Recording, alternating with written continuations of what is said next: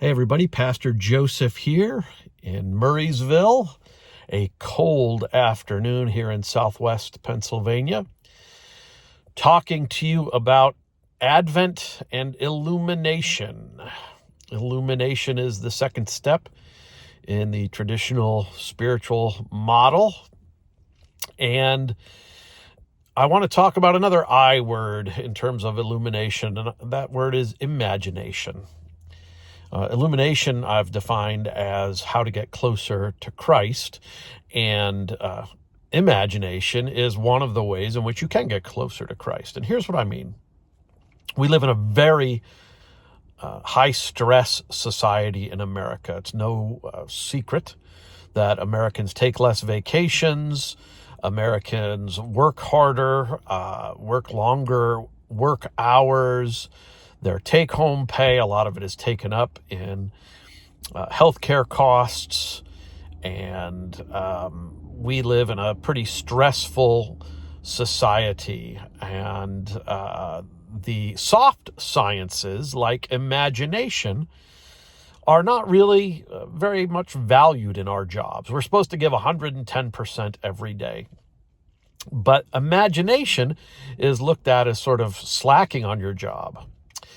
Well, I'm hoping that tide is changing. Google figured out years ago that giving some time to employees for imagination time, working on a project for the company that's just sort of fiddling around to see what works, was very productive. And actually, that's how Gmail got started. I can remember when I was in probably 6th or 7th grade, I got yelled at by a teacher for looking out the window while I was thinking about some poetry, and she thought I wasn't paying attention, but I was thinking about what was going on in the English class. And imagination is a way to get closer to God. And I've been thinking about how often we're told to produce. I get things in my email each and every day about here's how you're going to have to grow your church, and here's what you should be doing. And if I did everything that came across my emails, even if I did 1/10 of everything that came across my emails, and I'm sure it's not just in pastoral positions either, I'm sure it's probably in every industry, I would already have a 60-hour week. There's no way you can be everything to everybody. It's not possible.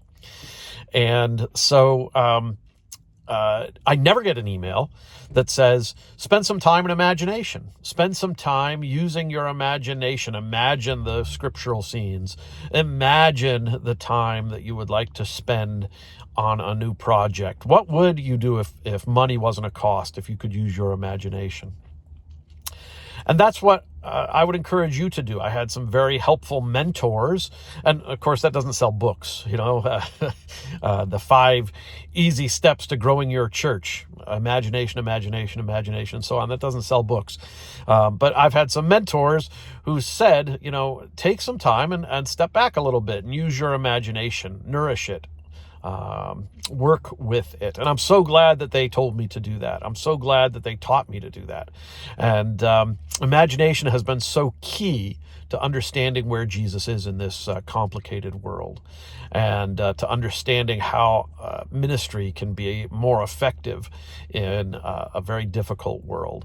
So I would encourage you to think about how often do you use your imagination? We think of it as a sort of a light word that, kids use their imagination, but adults shouldn't. Kids play, adults don't.